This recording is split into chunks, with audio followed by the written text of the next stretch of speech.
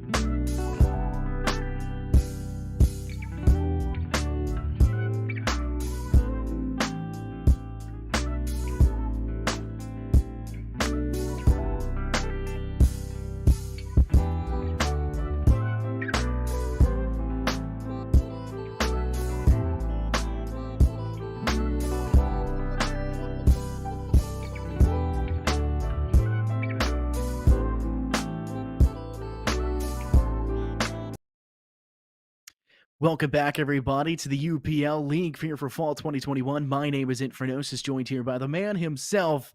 He's older than dirt itself, too. It's Chief, the man of the hour. We've got ourselves two fairly competent teams coming into this one. Chief, why don't you tell us a little bit about them? I will say I was around before the Big Bang, actually, which is well before dirt. And I have to say, your hair today looks absolutely lovely. Very blonde and almost like this goldenrod color. I'll give you like a 11 out of 10. You're beautiful today.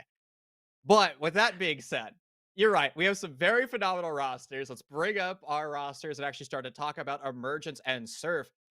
Scott, this is the one series that I've been looking for all season. This is the one game that I wanted to cast because this is the game where I hope both teams tie, but that's not possible because I would be heartbroken to see Poison or Finn lose today. And I'm going to be heartbroken at some point. That's true, actually. I both love to. And Doc is on Surf. Oh, Surf's got a stacked Yep. roster, actually. Surf is nasty. I mean, EMG Emergence, they got themselves some pretty good talent. I mean, Perplex, Talon, Warrior, Wanda Swan, Son of Finn, obviously Finn, right? Doc, Bill, Snake, Slinky, and Poison for Surf. Both sides are fairly stacked. I think this is going to be a really good matchup. Yeah, I'm actually excited for this one as well. I think this is going to be fairly interesting to see how this one pans out. Obviously, with the way that I've seen Bills play before, I think there's a pretty good precedent for the Rome game to be fairly strong. And speaking of the Rome game itself, what map will we necessarily be roaming on? I guess that's the biggest question up in the air. But Chief, we know how cursed you happen to be, and I haven't seen it up yet. And there it is, Borgen, Oregon, coming in for the count. It's the last one left standing. We're doomed to face on your least favorite map. You know what? I take this back. Poison and Finn, I hope you both lose today because I'm losing with this map selection. Now, if I'm going to be honest, I think today leans a little bit more towards Surf. Finn, I love you to death, man, but I think Surf is going to have the advantage on Oregon. Not only are they three-fifths of the original chess club roster that won the 10K NSG prize pool tournament, you have Slinky and Poison joining the roster. And while I always love talking about IGLs, Poison is a brilliant IGL. Same with Son of Finn. I just think the firepower of Surf is going to be a little stronger because again, that chess club roster is nasty. Now, not to underdo what Juan the Swan can do, a collegiate player, but man, I mean, this is going to be a good game and it's going to be taxing for both teams nonetheless. Love see our phase out. Oregon's a map that everyone knows how to play, the T3, T4 special that is that map. So I guess one of the biggest questions going to be, can that majority chess club roster continue to do what we know they're capable of doing? Or will they kind of be upset coming into this one? I know we talked a little bit beforehand about current strategies when you're talking about that basement hold towards bunker side. A lot of teams are opting not to actually push in through bunker in recent times. A lot of it has been a centralized freezer push. And I don't think that's necessarily shocking to see, especially with just how strong the Goyo shields continue to be and how, I guess, fruitless it turns out to be trying to push in through that bunker side. And one of the great ways to assist in trying to get rid of some of those shields and utilities is Rotero drones. And unfortunately, Emergence has something else in mind. They're probably going to play those up, pick them up. They're going to ban out Flores, not allowing those RCXDs of sorts to, I guess, take out some of the util. That'll also be very effective when it comes to that second floor hold. Those apex positions, as you used to call it, as you have digressed forward. Those shields will no longer be allowed to state in their positions. But with Maverick being the second ban, that almost guarantees Kaid, but that's no Thatcher up on the ban board, and that allows for the EMP wielding man himself to come forward and deny out a lot of these hard breach denials. I am so happy. I've been wanting less Thatcher bans, and here we go. Oregon, my least favorite map, has just turned into a map that Scott, you and I will remember for a while. Most Thatcher bans just are, oh, they're so frustrating to me. And now we get to see Thatcher in play. And one of the crucial things about Thatcher in play is how important of an operator is he actually? Because we've seen on plenty of examples, both on Clubhouse and Coastline, when he's a left in play, he actually doesn't really accomplish as much as somebody with a 80% ban rate is. And look at this composition. I'm missing a Thatcher altogether. Now, they could still six pick into him, but that's still showing me that is Thatcher really the end all be all, the most oppressive operator to have been seen on attack? I mean, clearly in round number one, it's not.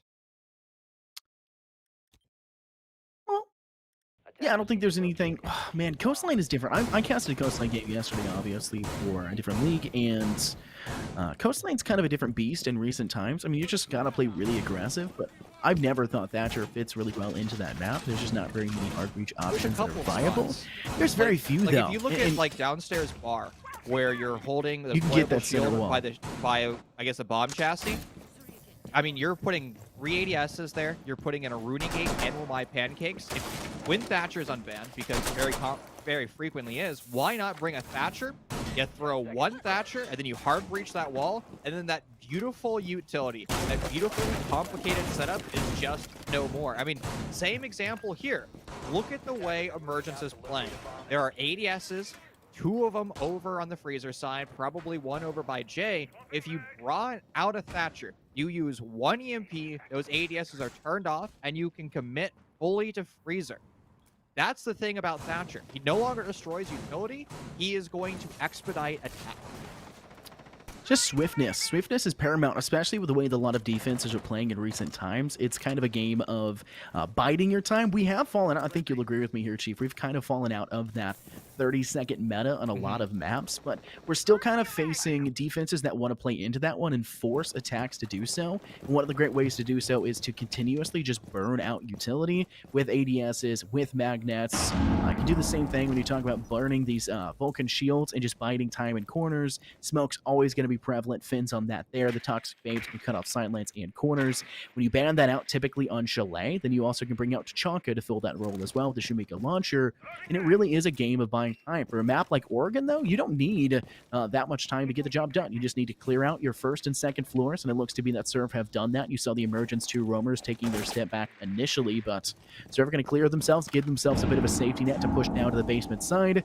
And now here's going to be the big decision maker. Which direction do they push from? How do they necessarily want to attack this one? And they got to figure all that out by grabbing the information first, and they'll do that first with rear stage, noticing one near and holding close on that stairwell. And the second one maybe holding towards pillar, maybe a bit of an unknown, but Util being dumped in. Now Spin's in a really bad spot.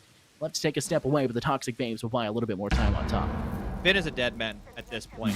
There is just no way for him to leave this spot. He has to use his smokes as a time-wasting element, and he's going to get aggressive. Now, it was a dangerous play. Again, he was a dead man walking. I'm glad that he attempted to take away additional time with his life, but that seems to be a structural error of that hole, because we saw the security hatch already opened up. There's 2 members of Emergence in that area, and they just hightailed it out of there. And now their bomb site is about to be compromised. But Finn has done his job. He's wasted a lot of time. We're now sub 60 seconds.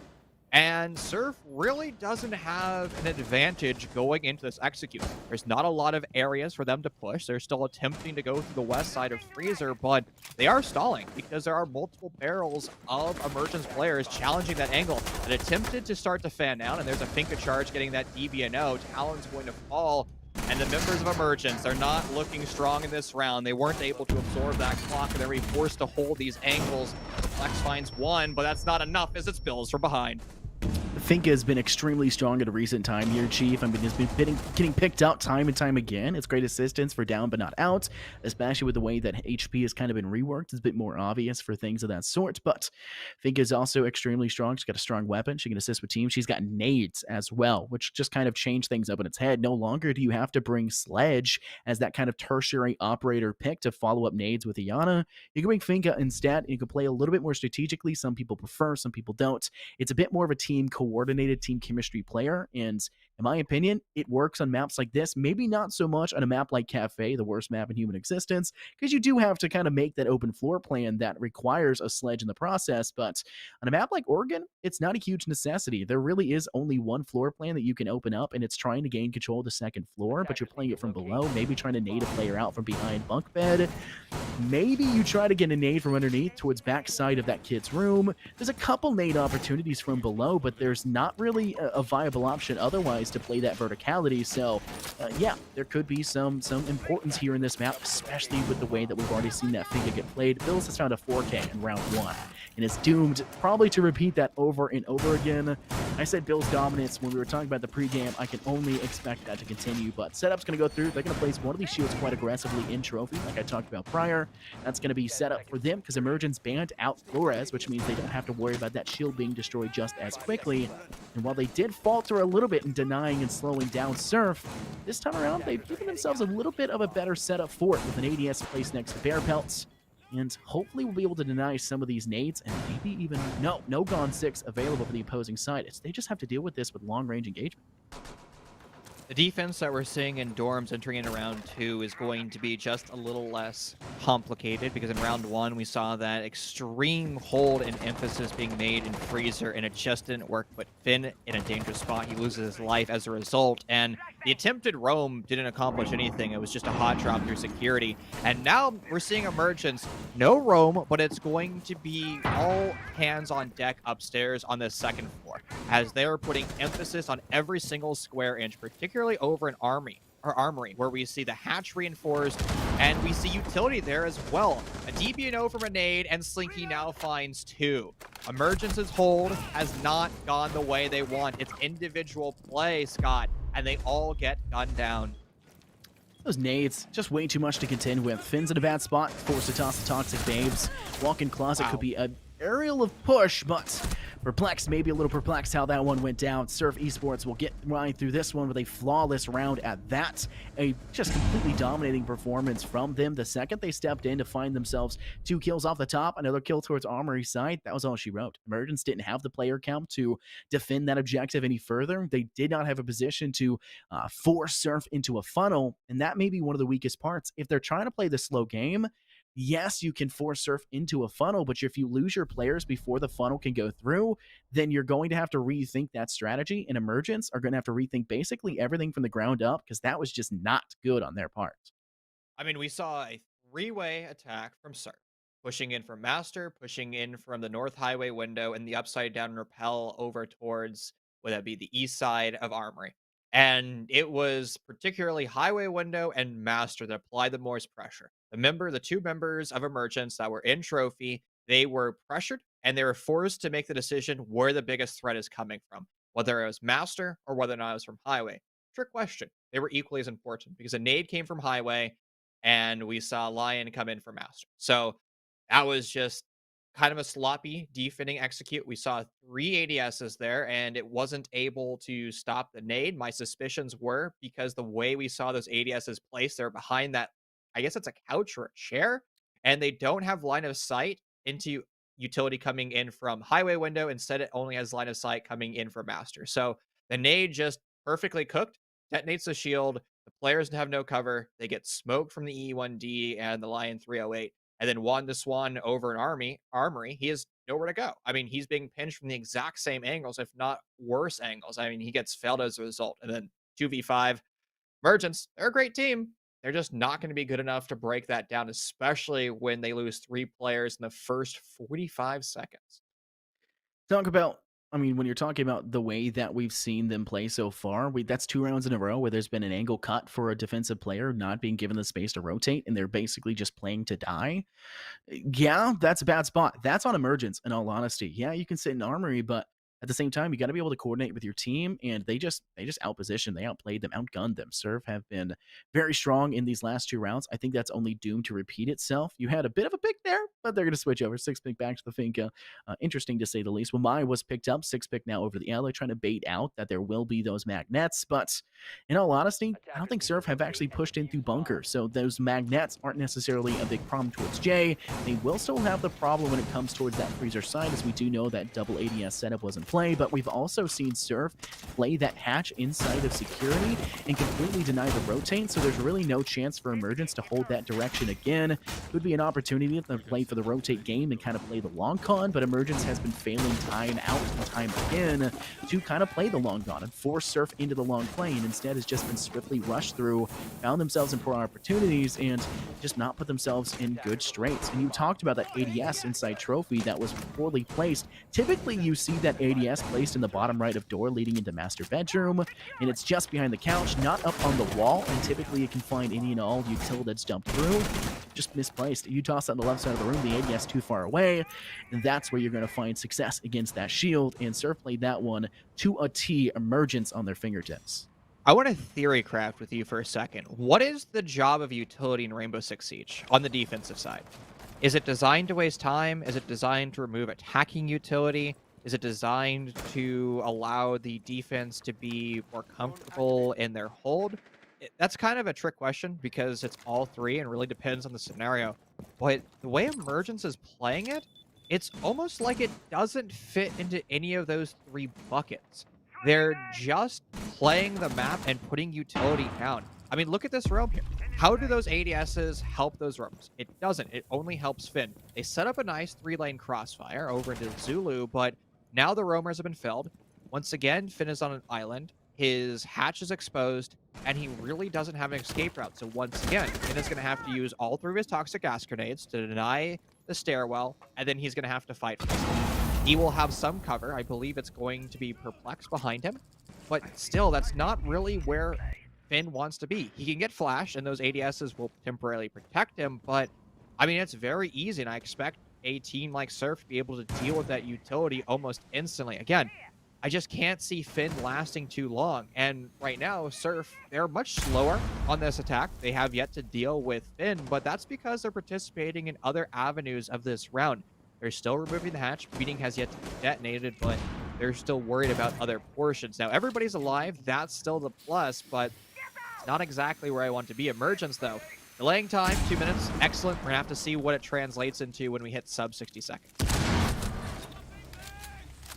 Finn still holding, playing to die. You'll find Bills, though, which will set themselves up. Snake still holding towards that hatch inside of security. Not really given an outlook just yet to find the opposition of Finn. And playing to die, seemingly working out so far, but you've got rear stage control towards this back of staircase for Surf. You can kind of play in multiple directions with the cameras and make this a little bit more difficult. They may find one, but taking a look at damage in the process, and Finn has popped off in due fashion. Now finally taken out by Poison. That security play, being able to drop down and find him as he attempts to make his great escape.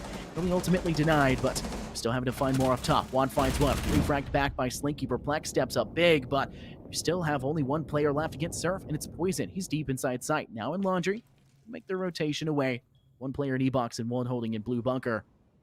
He's got to play this one as slow as he possibly can. Talon could play this one aggressively. Has a bit of a sight lane. The wall may be a bit too high to really go for it as he tries to pre-fire. And a quick sprint was attempted there by Poison, but he's blinded himself in the process. Takes too much damage, brunt of the damage in the process. Now needs to swing corner. Takes out the bearing 9 to find Talon. In corner player, that's Perplexed. Does not find the right angle. He'll go finally in favor of Emergence. Poison has a joking tally where he keeps track of his 1vx's. He's about to add another one to the list, but unfortunately doesn't quite check the right angle. And I was very critical of the Emergence defense, but ultimately in the end, it actually is their greatest asset, particularly those Surya gates because it denies direct sight. We saw Surf. They participate in removing the hatches. They respect the way Finn was playing the defense with a smoke toxic gas grenades on Freezer. They elect not to push it, but instead they do this disjointed attack through E-Box, through the North Stairs, and they never really deal with the on-site pressure, whether or not it's those anchors, whether or not it's the Aruni gates, and so on and so forth. As they start to enter into the site, they realize that they're getting shot in from the barrel side through the ARPs, and it just starts to fall on top of his head. I will say, valiant effort for Surf to go to toe-to-toe with Emergence members, always getting those trades back and forth, and it comes down to a 2v2 in the very end where a member of Surf ends up dropping that, putting our lovely IEGL Poison, and again, happy belated birthday to him, in a 2v1. Very difficult for him to win, and ultimately it's exactly the round that Emergence needed. Moving forward, they've tasted victory, Scott. Now they're going to have to apply it on their second showing here upstairs in dorms. Heading back, but Talon's still playing in armor. I'm not exactly sure why. Maybe trying to get a player stepping in from Garage, but they snuffed him out quite quickly last time around. I don't think they've actually switched up their ADS play. In fact, they're double stacking door from Vault over towards, or sorry, Trophy over towards that side. The main door leading into Sight. I mean, Snake can easily snuff out once again player in armor if he decides to do so. It looks to be he'll just go the other direction. It would probably be the strongest player to do so with their concussive blast from their lifeline. Could be a good util forward, but A roaming player perplexed. Step out from rear stage door. Tries to swing. There was a player on roof just previously. Has taken a step back. Will no longer be in their line of sight. But could have been a bit of a precarious situation for Surf. But the victims of that fight just yet. And the first victim will be felled. It's Surf to lose one. Not out just yet. Boys in the IGL like you spoke about. Taking a brunt force of the damage picked back up by that Finka util. And that's the big boon for that. And unfortunately for the side of Emergence, they're not watching their angle. Stepping in through Trophy Warrior once again caught off guard. Not in a good spot to fight. Perplex may find Snake, but it's Slinky quick on the refrag. And Talon still just trapped over here on the opposing side. Will Nitro at a wall, giving himself a line of sight from Armory over towards this Master Bedroom, which does force Slinky back a little bit further, but Slinky can play this one aggressively with an E1E, and Poison can play for the roam game of the opposing side, and these flashes just way too much. He gets it while blind. Talon just being too much to contend with. Emergence keeping this one close, but Surf still fighting it out. Not exactly the coordination I'd like to see Surf execute over an Armory, but that was just kind of a Hail Mary play by Slinky. He realized that he needed to make this pressure, and he made it too quickly. Talon, though, is on an island, and if he plays this right, he should be able to take multiple members of Surf, but they play it even better as they tag team him. Now it's all on Sonifin, the team captain and the long-standing member of Emergence. 3 targets to find, and he has, well, no more utilities. An SMG-11, his favorite weapon, and a shotgun to save this day, but Scott, he is once again being pressured. Prone angle from Bills, and Finn just walks straight into it.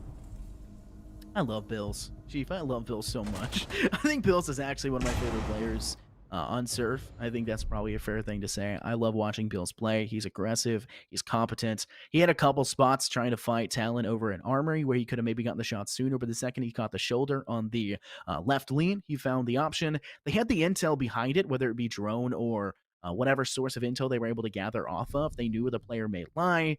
And it was kind of an unfortunate fight that was taken initially by Slinky where he lost it. The flashes were successful, but didn't push quickly enough off the flashes. And that's probably because a lot of players are really scared of their own flashes. I think you can agree with me. You've been playing a lot of R6 recently. The flashes are nasty, a little strong, some would say. It blinds anyone and everyone within, like, I guess, 25 feet. It feels like it's just an extremely strong piece of utility. Yeah, essentially, yeah. It's just the retina is completely removed from anyone that gets close. And unfortunately for Talon, he got close, but unfortunately for Slinky, he got a little bit too close too late and was not able to take out Talon while he was full blinded, a little bit too scared of his own flash. But when it comes to this new objective, this is actually one that I hold close to my heart. I prefer this objective. I prefer Meeting Hall in Kitchen because personally, Dining in Kitchen, because personally I think a hold inside showers for that one-man army potential is a little bit stronger in terms of viability than trying to hold in second floor attic, watch through Meeting Hall front door, watch through rear stage. There's too many angles to hold on to. I'd rather give up that hard wall, well, maybe not give up, but mostly give up and concede that hard wall connecting to small tower than try to contend multiple directions and play this one laterally. You really only have to contend against that second floor upstairs. We can see right here where Juan's going to hang out, Warriors nearby, and it's just a standard hold for them. Otherwise, they can drop down hatch and find their own safety elsewhere. I actually disagree. I hate this bomb site. It's one of my least favorite bomb sites. And that's the thing. That's the beauty about this site is in Europe, it's beloved. Dining room is loved. In North America, teams tend to favor meeting. And honestly, Scott, that just shows me that it's a balanced bomb site when 2 different regions have different philosophies. And that's actually probably what we want because I will respect the Showers hold. Why I don't like it is a confident roster, which Surf is, will be able to participate in a util burn. And as soon as a util burn takes place, you're just not going to be standing in Showers. If that util burn is going to be multiple flashbangs, it's going to be multiple nades, usually a concussion, and then an E1D goes off. And if you're in Showers, you're dead. Like, and that's the thing. Like, if I was looking at Surf here, I would try to play a multi-deployable shield strategy on Meeting Room and force Poison to really think. But if you have a hold in Showers, I don't think you're really going to force Poison to think. Again, Poison's a very calculating IGL. And I think of him as a Mentat and a human computer. And if he is overwhelmed mentally, that's really when Surf starts to struggle. And this strategies that Emergence is doing is not forcing really any forethought from Poison. I mean, now it's a 1v5, and it's been individual gunfights to the most point. And wow, that was a beautiful shot. Yeah. I mean, incredible. But it's not going to win you the 1v5. I mean, I think I can gather what you're saying here, Chief. So I have to agree when in terms of what you're trying to face off against Surf, their lineup was not what you want to face when talking about dining, especially with the buff that came recently. Like I've joked about constantly with Talon, trying to put getting pushed in by Slinky and winning the fight. Flashes are scary, especially with the current meta and the changes that occurred. And flashes are dominant, trying to take out that Showers player. I mean, you really need what 2, 3 max to burn all the util over there. If there's a Wamai with a magnet, it's a really small room. No matter where you magnet and pull those two, it's probably still going to blind that player. And there's no rotate that's really swift enough and safe enough to get them away. Yes, that softball leading in towards that elbow corner does allow you to escape, but at the same time, it also gives your sight line away from multiple directions. And if you play a Windows player in that halt on the outside edge, if you're an attacker, you can cut off that sight line anyways. They won't be able to rotate at all, and it's just basically all she wrote. It's a cut angle there for Surf Esports. Emergence just fell victim to what is essentially Ubisoft toying with us, it feels like, with these flash grenades. And I think everyone eventually falls victim to that. I think everyone's trying to not fall victim to the Roni change, but in all honesty, it hasn't felt like the Roni's changed at all since then. So, there's a lot of viability in terms of defensive setups, but when you're talking about the current meta, I think I have to agree. I still prefer that site in terms of enjoyment, in terms of watching what it was and what it used to be. But as it is right now in terms of viability with those flashes and the util dump that is just so prevalent right now when flashes are brought back through, it's just the worst site to go to. And that's the beauty about Rainbow right now, is there's just so many options on bomb sites. Uh-oh, there's a rush right now, and Emergence is a little bit asleep at the helm, and Slinky finds two, but Warrior finally answers it back. And it's applying the brakes to the full send of Surf, who's now had to stop their execute from the east. But with 2 opening kills, and particularly Finn, no more smoke grenades. So that's actually going to allow Surf to take a deep breath and then start to compete with utility. We see one of the Goyo shields detonate and another shield. That's going to be the shield that Doc, I guess, owns on the attack, has the line of sight, able to lock down Freezer as well as a laundry rotation. So now it's going to be kind of just this battle to the death, and Surf is getting far too many kills. Warrior tasted blood earlier with 2 kills, but he doesn't need a swing. Force the hand of Surf, not make them swing you. Don't swing them.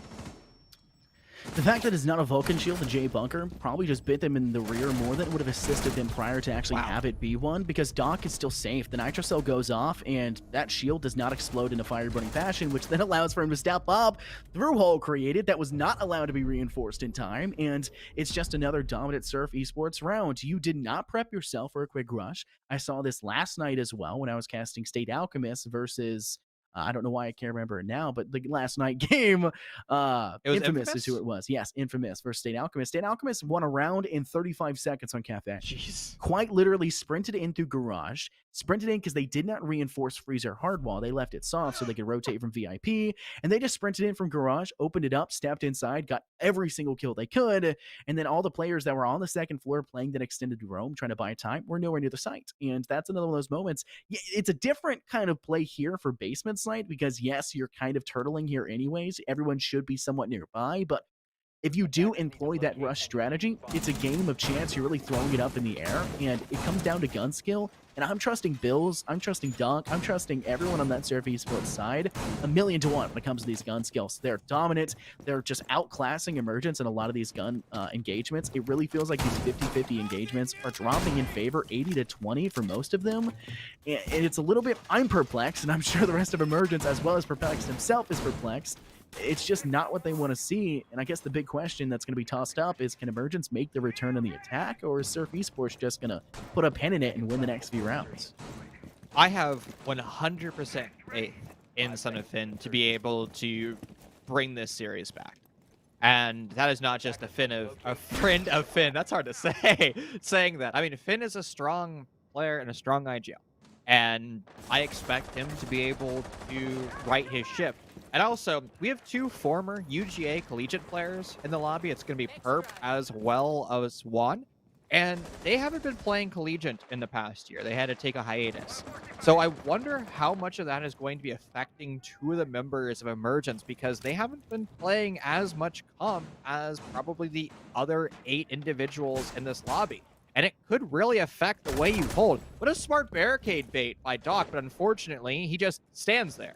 he doesn't take the bait at all. He sets himself up for success, and he allows Warrior to get a kill. Now, it is all possible that we do see an attacking Oregon. Not the first time that I've casted one, but they are kind of an enigma at this point. But with an opening kill in favor of Emergence, the step in the right direction to be able to put more rounds underneath their belt. Now for Emergence, it's just a game of playing this one a little bit slower. They don't have full control of second floor, and they don't feel like they have full control of first just yet. And though it is rare to see a roam game on this basement site, I wouldn't put it beyond Surf. Even as a player that doesn't play it that often, I would not put it beyond Surf. Even just a little bit of VOD review will give you the understanding that they're an extremely competent team. They like to pull out cheeky strategies like that barricade bait. They like to employ themselves in positions that gives them a bit of a chance in one-on-one engagements, kind of these rat angles, as Fallow likes to call it. And I would not be shocked to see them have a roaming player. And we do have that here. Bills is going to have to make a rotation fairly quickly from second floor, but he does have the cutoff angle to deny the rotate of a couple of these attacking players. It's just a matter of, can he do it quietly, get himself in a good enough position to do so, and how many kills can he get before he's inevitably found himself, or if he's even able to be found. See player coming, though. It's Talon. He steps up big. They're just looking at each other for a moment, and unfortunately for Bills, he's able to find none. That's 2 kills on top. Now Emergence in a 5v3 situation, looking to get the damage off, but unfortunately losing one player of Perplex. No Ayana, no Replicator readily available any further. They haven't even gained control of Freezer in a dominant enough position. Snake is still holding close, but now they're getting pushed in elsewhere. The Toxic Babes will stop the bleeding ever so slightly, but at this point in time, it's just one player, and Warrior sprays them down. Found a long shoot angle over through that box and supply room. Is able to find out one more. That's just a great position to play in. That's just a great position overall for Emergence to take. There were so many extremely awkward gunfights that Surf found themselves in. I mean, they were so awkward. It was more awkward than you at a high school dance. And I mean, what was wrong with that round? It was the first round where Surf literally didn't shoot back. I don't think I heard a single SMG fire at all that round. That's concerning to me. I mean, it starts off with the opening kill into Doc, who I was complimentary of the play, the green barricade bait, but when you bait, I mean, you kind of have to throw your rod and reel into the water if you want to actually catch a fish, right? Like, you have to have your line in the water. We just see Doc, he puts the worm on his hook, and then he just leaves it on dry land. I guess you can catch a seagull with it, but that's not the point of fishing. And then we see more of these awkward gunfights, where it's Bills trying to make a play. You're highlighting the strength of him as a roamer, and he just kind of plays it aggressive. He walks down the armory stairs and stands in the middle of the open and dies. He wasn't actually active in that round, and the same criticism for Doc. Neither one of them actually attempted to do anything other than just kind of wander or stand still. It was almost the opposite problem of Emergence, where Emergence, some of those rounds that they lost on defense was because they had utility, but the utility wasn't designed for a purpose. The gunfight that Surf took in that round weren't designed for a purpose, and it eventually allowed Warrior just to eat up with that LMGE. Defensive setup now set in stone for Surf. They're looking to hold in on this second floor objective, but they're still also playing the bit of a long con roaming game. Talon's going to bait towards window, towards small tower, and then just step up towards big window. Emergence, maybe looking for a big window push. I don't think this is a bad strategy with the current meta as we've seen, but it really has come down to a lot of holds being fairly influential when it comes to taking control of trophy and playing that kind of aggressive position for that early engagement, but that's not really being employed just yet. Surfer kind of holding themselves back, and they're kind of defending for your kind of old standardized defensive setup. Maybe with the roamer, you can say it's slightly different, but beyond that, it is kind of a standardized old setup. They're giving themselves denial towards attic, giving themselves denial towards main entrance, towards that obvious games wall, and it may work out for them because you are seeing Emergence kind of employ that strategy of taking that game's wall, but they've also got to be able to keep themselves alive and make good use of those roamers that they have. They'll do just that. Slinky finds a very positive kill. Going to get a long shot from corner angle, take out one on the opposing side. That's Talon, who's now 2-7 to his name, but the game's wall officially opened up. That'll give Finn a bit of a sightline. It'll also force Surf to kind of focus a bit more in that direction, which maybe will be able to open up some sightlines for positivity for Warrior, and maybe even Perplexed coming from Trophy. There's a lot of options, but Flash is being dumped in. Util followed by the Gone 6. Warrior may be able to find one, but he's down quickly in the process, and Slinky finishes off Son of Finn. Warrior did not find very many kills on defense, but it doesn't matter at this point, as he's been popping off for Emergence on the offensive side, finished off by a Toxic Gas Grenade, and once again, Emergence is on the back foot. Now, this is one of the most critical rounds that they've played, because if they lose this round, it's match point, and the only way that they're coming back here on Oregon is through overtime. Another beautiful shot by Poison, and it's now just Perk. 4 targets to find, and he hears the swing but won't be able to react in time. At Surf, finding themselves going to match point. Dominant performance of that. I mean, when you talk about the attempted push there from Emergence, it kind of got snuffed out. When you're talking about trying to get some semblance of control towards big window, whether you play one player or two, you kind of need them to stay alive because that's pressure on your competition. You need to kind of make them feel like they are trapped within the site. And that's really what second floor does feel like, because second floor is a very enclosed space. The only stairwells you really have an option to go towards is 2, because attic is not an option for you to step away from. You barricaded that in. There is no way to get towards rear stage, and the only other stairwell is going to be white stairs, which is an option to go through, and a lot of teams will typically hold that defensively and use that as a rotate. But it has also been fairly common, if you play big window attack, you'll also play someone coming in from small tower to take control of that staircase and put the pressure in elsewhere. And you're obviously going to play players through trophy, which takes control of that armory hall, which takes control of that staircase. And it really does feel like, as a defensive team, you're locked into sight. And this entire map really is indicative of that. Whether you're talking about basement with a turtle up, second floor not really turtling up but being forced and kind of making it feel like you are being forced to turtle up, or even these second floor tertiary objectives, it does feel like you're kind of forced into these angles of sights. At least with the second floor, you can play vertically, getting onto the with the first floor, you can play vertically by getting onto the second floor, taking control of attic, watching hatches, getting control of floor of kids room above dorms, above kitchen. There's plenty of variables for you to work with, but on other sites, you're really locked in, and Emergence needs to do a better job of taking that control. They can't lose a player on outside big window. That was where they started to lose the advantage in that round, and Serb just started to pound the herd on them. I love talking about big window because I like big window as an entity. It's a good pressure point, but I don't want attackers to really execute there, especially with that much time still left on the clock, because those gunfights do go both ways. I think I say this every single cast. I probably should say it every single round. Your job is never to take gunfights that are 50-50. Your job is to take gunfights that are 80-20, which means you have an 80% chance of winning. And when you're taking those big window gunfights, sometimes it's equal in both players' favor. Wow, Snake just committed a highway robbery. There is just never a world where he should be able to find those 2 kills. A little greedy, though, for a third, and Dunafin on the upside down repel will find that casualty back, but it was at great cost to the Emergence members.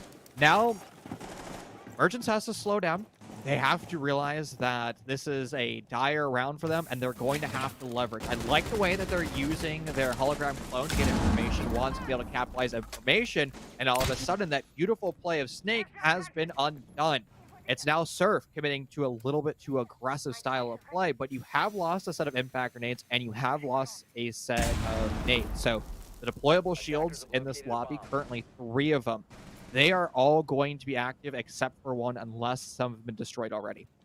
That's proper usage of your Gemini Replicator, playing that one aggressively.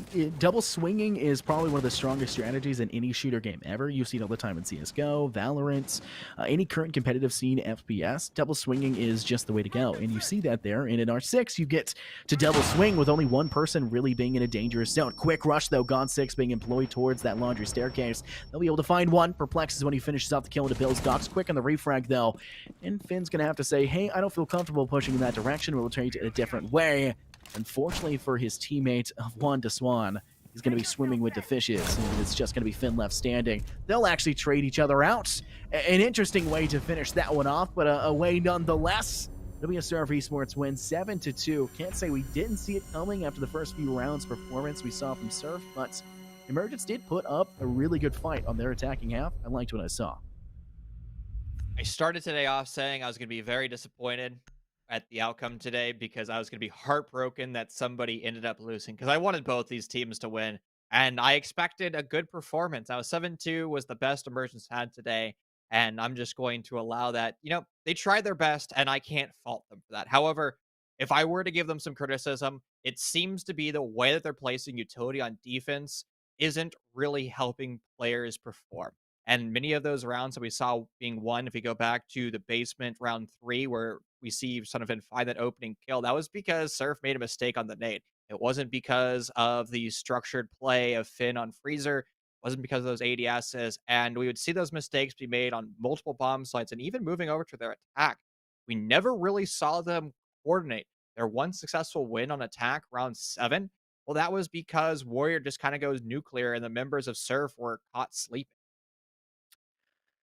The entire defensive presence we saw from Surf was fairly standardized defensive practices. I don't think there was anything too outrageous from them, but it was their roam game that was exceptionally strong. And it wasn't just their roamer that we saw like in the last round where they find two and kind of commit highway robbery like you spoke of, but even just finding one kill with that roamer and getting back to site to be able to play with that player still on site and turtle up, you're giving yourself the advantage and you're giving yourself just a better position overall. And the players that they were finding were really important for that attack. I mean, it's util that's necessary to dump, and that's really what the meta is coming down to. It is a util dump simulator. We've been saying util dump the entire time. You asked her, is the defense existing just to keep themselves safe? Is it to buy time, or is it to deny attacker util dump? It's all of it. And denying attacker util dump is what is the best part of it right now in the current meta.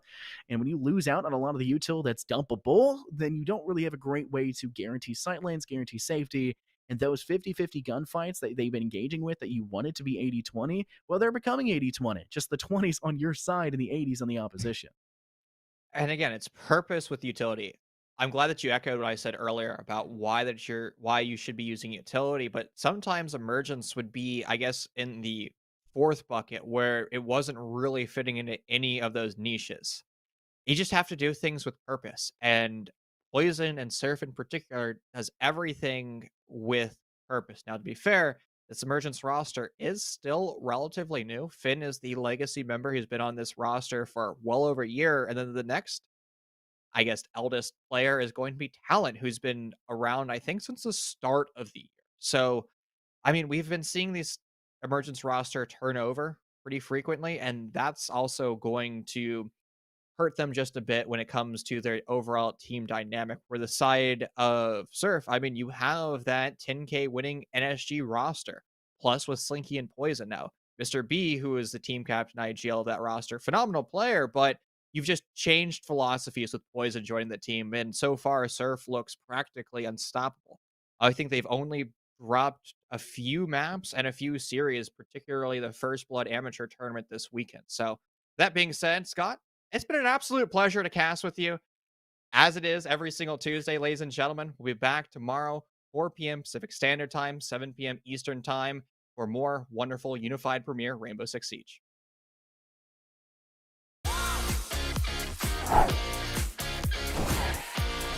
I noticed I drink a lot of sodas when I'm gaming. Might as well drink something that's good for me. Head over to drinkolipop.com and order your favorite flavor.